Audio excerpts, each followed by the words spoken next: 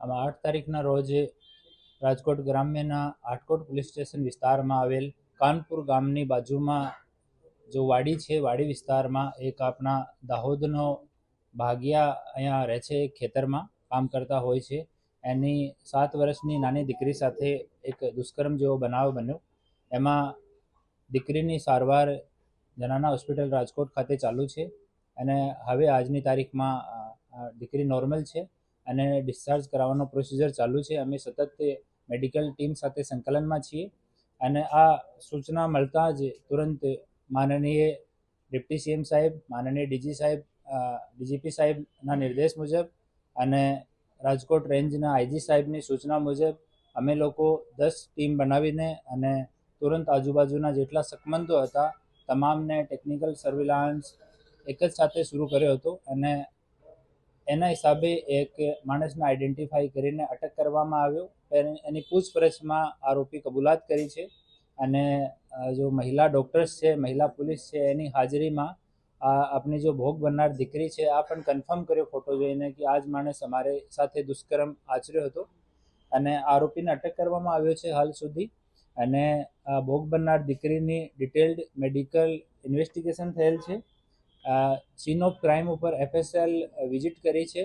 સરકારી પંચોની હાજરીમાં પંચનામો થઈ ગયેલ છે અને જો આ સરિયો હતો એના હાથમાં, એનાથી આના દીકરીના પ્રાઇવેટ પાર્ટ ઉપર ઇન્જરી કરી હતી તો સરિયો રિકવર કરવામાં આવ્યો છે અને ઘટના સ્થળથી અમુક અમને ફોરેન્સિકના સારા પુરાવા પણ મળ્યા છે. એને અમે FSLમાં મોકલીશું. એના પછી એના રિપોર્ટ આવ્યા પછી ઇન્વેસ્ટિગેશનમાં સામેલ કરવામાં આવશે અને મહેરબાન ડીજીપી સાહેબ અને આઈજી સાહેબની સૂચના છે અને માનનીય ઉપમુખ્યમંત્રી શ્રીનો નિર્દેશ છે કે આની ઝડપથી તપાસ પૂરી કરવામાં આવે. તો અમે લોકો એક ટીમનું ગઠન કર્યું છે. આ ટીમ અલગ અલગ એંગલ પર કામ કરી રહી છે અને જેટલો વહેલો થઈ શકે એટલો વહેલો અમે લોકો ઇન્વેસ્ટિગેશન પૂરે કરીને આમાં ચાર્જશીટ કરવામાં આવશે અને કોર્ટ સાથે, ડીજીપી સાહેબ સાથે અમે સંકલનમાં છીએ. ત્યાં પણ કોર્ટમાં જેટલો વહેલો થઈ શકે એટલો વહેલો એનો ફાઇનલ સજા સુધી જાય એવો અમે લોકો પ્રયાસ કરી રહ્યા છીએ. ઘટના એક્ઝેક્ટ કયા સમય, દિવસના સમય બની હતી, રાતના સમય બની? ઘટના બપોરમાં 11 થી 12 વાગ્યાની આજુબાજુમાં બની હતી અને ત્યારે આ દીકરી પોતાના મામાનું ખેતર છે ત્યાં રમતી હતી. મામાના છોકરા છોકરીઓ બીજા પણ હતા. સૌથી મોટી આ જ દીકરી હતી. તો એ બાળકો ત્યાં રમતા હતા અને બાજુની વાડીમાં જ આરોપી હતો. ત્યાંથી આવીને મેક્સિમમ 10 મિનિટનો જો ટાઈમ લીધો આતા જ આપણી દીકરીને દુષ્કર્મનો શિકાર બનાવ્યો. આરોપી હતો એ પરિચિત હતો, દીકરીને કઈ લાલચ આપી હતી, ચોકલેટની કેવી? એ પ્રત્યક્ષ પરિચિત ન હતા એકબીજાથી, પણ આરોપીના ખબર હતી કે એ લોકો દાહોદના રહેવાસી છે અને અહીંયા ભાગ્યા તરીકે એ લોકો પણ ખેતરમાં કામ કરે છે અને ચોકલેટની લાલચ આપીને ત્યાં એક પાણીની ટાંકી છે એની પાછળ લઈ ગયેલા આરોપી.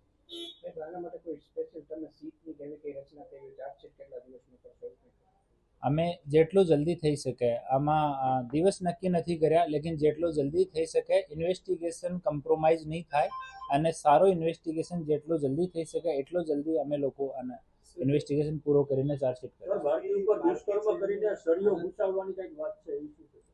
સળિયાથી બાળકીના પ્રાઇવેટ પાર્ટમાં સળિયો ઇન્સર્ટ કરવામાં આવ્યો છે અને એનાથી ઇન્જરી થઈ છે એવો મેડિકલ રિપોર્ટમાં પણ પ્રતિસ્થાપિત થયો છે. હવે બાળકીની સ્થિતિ સારી છે, સ્ટેબલ છે. ઇનિશિયલી 1-2 દિવસમાં બાળકી થોડી શોકમાં હતી, પછી હવે કાલથી બાળકીની સ્થિતિમાં બહુ સુધાર છે અને ડૉક્ટર સાથે પણ અમે લોકો સંકલનમાં છીએ. આના મેન્ટલ અને ફિઝિકલ બંને કન્ડિશનમાં બહુ સુધાર છે. આમાં પોક્સો એક્ટ હેઠળ અને રેપનો જો આપણે BNS ને કલમ મુજબ ગુનો દાખલ કરવામાં આવે અને આરોપીનું મેડિકલ ચેકઅપ આજ કરાવવામાં આવશે અને પછી આજ સાંજમાં, ગઈકાલે સાંજે આના આરોપીને પૂછપરછ પછી અટક કરવામાં આવ્યો હતો અને આજ નામદાર કોર્ટ સમક્ષ રજૂ કરીને અમે લોકો 7 દિવસના રિમાન્ડની માંગણી કરવાના છે.